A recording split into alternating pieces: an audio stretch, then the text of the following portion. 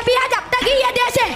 BJP अगर और कोई सी पार्टी है, मैं लिख के ले लो कि आप पूरा देश बर्बाद हो जाएगा। देश तो बेच दिया मोदी जी ने भाई। अरे बेच दिया, मैं यही तो बोल रहा हूँ कि किसकी औकात है खरीदने की आपकी।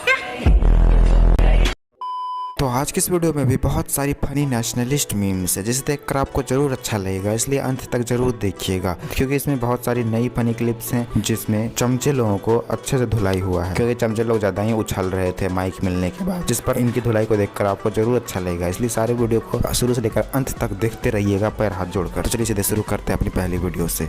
मैम क्या नाम हुआ आपका? मुमताज़। लगता है मुझे लगता है कि अब की बार राहुल गांधी को आना चाहिए,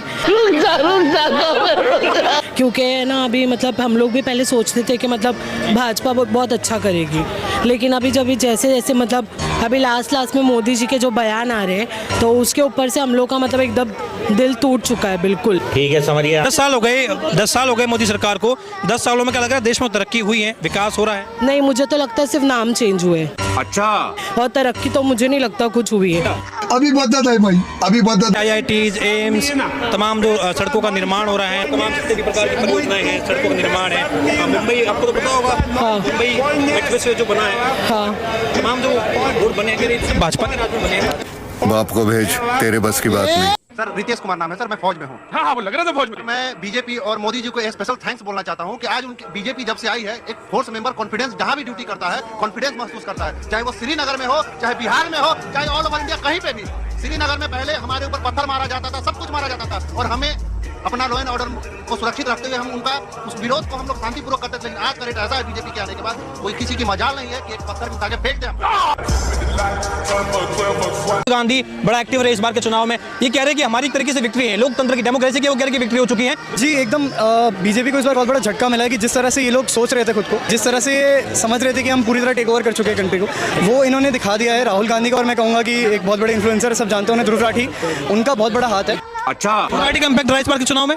मुझे लगता है सबसे बड़ा चुनाव में इम्पैक्ट जो रहा है पब्लिक के ऊपर, वो ध्रुव राठी का। वो कैसे रहा, मैं समझा नहीं ध्रुव राठी। पिछले 2 महीने में इतना ज़्यादा उनका कंटेंट देखा गया, कंज्यूम किया गया, और बहुत लोग का दिल बदला है। अभी बदत है भाई, अभी बदत है। कह रहे हैं कि दिल्ली के लोग जो है वो ध्रुव राठी को नहीं सुनते हैं।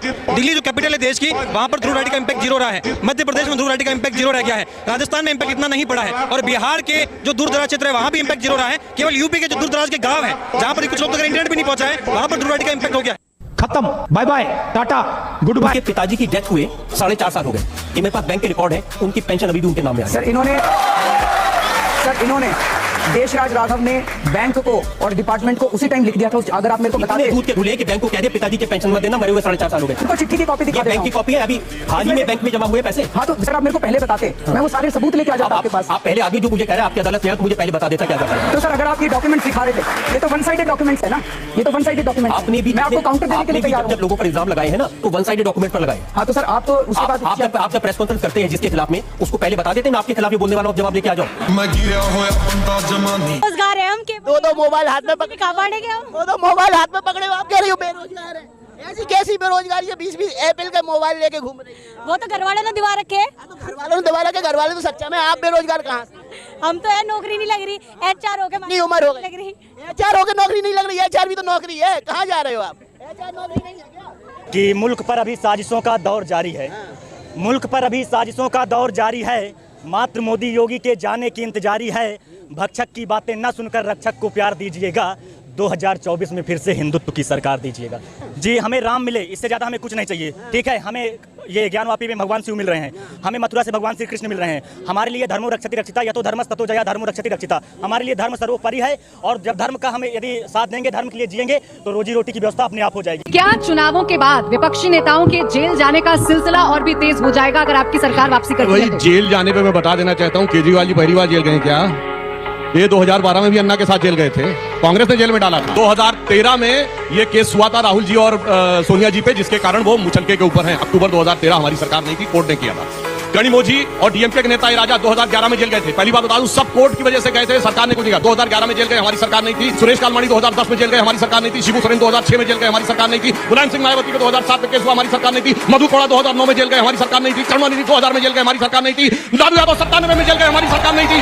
जयललिता 96 में जेल गई, हमारी सरकार नहीं थी। झारखंड मुक्ति मोर्चा रिश्वत कांड 1994 में हुआ, हमारी सरकार नहीं थी। राजीव गांधी के ऊपर केस 1987 में हुआ, FIR 1990 में हुआ, हमारी सरकार नहीं थी। भाई 30 साल से देख रहा हूँ जेल से आने आने जाने आने जाने का खेल। सवाल करूंगा सुधांशु जी आपसे, अल्पसंख्यकों की बात हुई, माइनॉरिटी की बात हुई, आप लोगों को मुसलमानों से इतनी नफरत क्यों है? मेरा सवाल का जवाब दो। क्या आजादी हमने इसलिए ली थी लड़ झगड़ के? क्या आप आजाद होने के बाद भारत देश के अंदर हमारे मदरसों को तोड़ दो, अवैध निर्माण दिखा के हमारी मस्जिदों को तोड़ दो, आप मुसलमानों की मॉब लिंचिंग कर दो, आप गाय के नाम पे मार दो? मुस्लिमों से हमें अदावत क्यों? तो मैं बताना चाहता हूं, हमें मुस्लिमों से अदावत। उसी उत्तर प्रदेश में बैठे हैं, इस देश के लिए शहीद होने वाला पहला gallantry award winner brigadier Mohammad Usman इसी उत्तर प्रदेश का था। कोई इनमें से कभी गया उन ब्रिगेडियर मोहम्मद उस्मान के घर पे? तो बताइए, हम गए थे।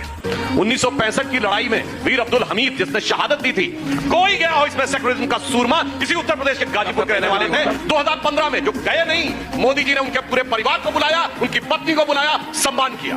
डॉक्टर APJ अब्दुल कलाम से बड़ा साइंसदान आलम इस्लाम में पैदा नहीं हुआ। 5 लाख रुपए लगा के आप MBA की पढ़ाई किया आपने और उसके बाद 20,000 की नौकरी करें, तो आप स्वयं का भी तो रोजगार उत्पन्न कर सकते हैं ना। स्वयं को क्या हम पकौड़े तलेंगे? फिर पकौड़े तलेंगे और क्या करेंगे? हर किसी से पकौड़े तलवाने के लिए बात करेंगे। MBA का फुल फॉर्म क्या होता है? MBA का फुल फॉर्म क्या होता है? मैनेजमेंट बिजनेस एंड गवर्नमेंट होता है जी बिजनेस करने के लिए हम वो करेंगे। MBA का फुल फॉर्म, MBA का फुल फॉर्म क्या है? आपने 5 लाख रुपए पढ़ा के आपने होता है। जी MBA का होता है मैनेजमेंट बिजनेस, आगे और बिजनेस करने के लिए MBA क्या होता है? तुम्हें पता नहीं MBA क्या होता है? अरे भैया 5 लाख रुपए लगा के आपने एक MBA 3 अक्षरों की चीज की पढ़ाई की और आप वही नहीं बता पा रहे। क्यों नहीं बता पा रहे? डेवलपमेंट होता है। क्या होता है MBA?